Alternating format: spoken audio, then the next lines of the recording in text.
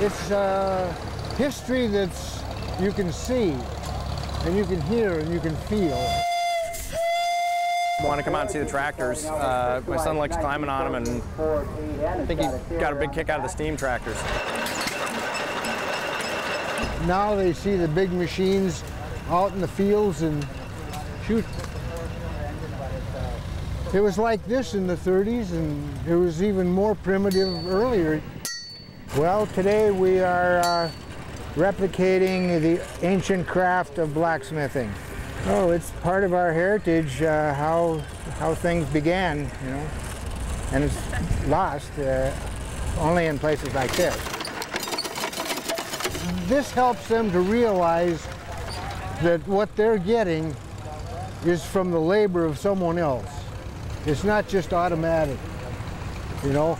The people go out and they worked hard, they fed their families, they fed everybody else in the world.